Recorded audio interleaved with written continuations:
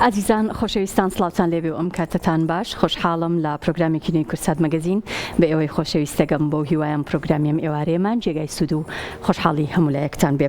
ڕۆژی سێشەممە 19/11 هونەرمەند ئیبراهیم قادری لە تەمەنی 90 ساڵیدا کۆچی دوایی کرد. ئیبراهیم قادری لە ساڵی 1950ەوە دەستی بە گۆرانی وتن کردو و خاوەنی دەیان بەرهەمی تایبەت بەخۆیەتی و لە ڕۆژهەڵاتی کوردستان و باشووری کوردستان زۆر ناوبانگی هەبووە بەداخەوە لە ڕۆژی سێشەممە 19/11 لە شاری مەهاباد کۆچی دوایی کرد.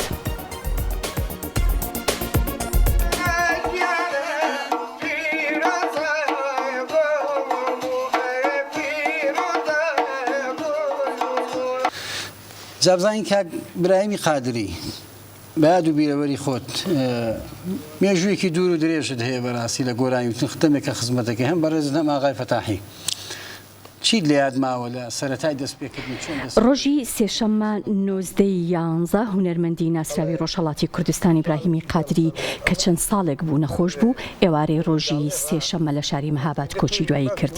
ئیبراهیم قادری لە ساڵی 1950 دەستی بە گۆرانی وتن کرد و دەیان بەرهەمی هونەری دوای خۆی بەجێهێشتووە. ئیبراهیم قادری لە 26/4/1934 لە گوندی عیساکەندی مەهاباد لەدایک بوو و بڕیارە سبەینێ لە شاری مەهاباد بەخاک بسپێرێت.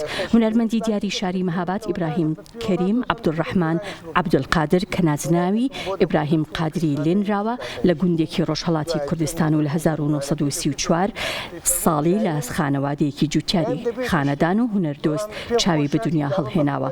لە دوایین چاوپێکەوتنیدا ئیبراهیم قادری دەڵێت لەسەر وەسیەتی بابم کە گوێم لێ دەبوو ڕێگری لەوە ناکات گۆرانی بڵێم.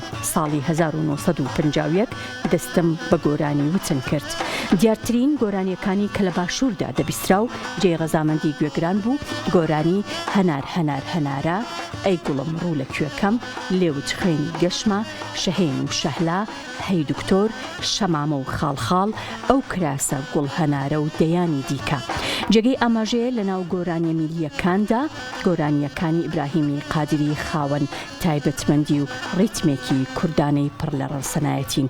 ئەو هونەرمەندا لە ساڵی 1974 لەلایەن بەڕێوەبەرانی ڕادیۆی کرماشانەوە قەڵاتی ڕێزلێنان لە بەرامبەر بەرهەمە هونەریەکانی پێبەخشراوە. لەگەڵ ئەوەشدا ئەو هونەرمەندە نزیکایەتی باشی هەبووە لەگەڵ هونەرمەندانی دیکەی ناوچەکە.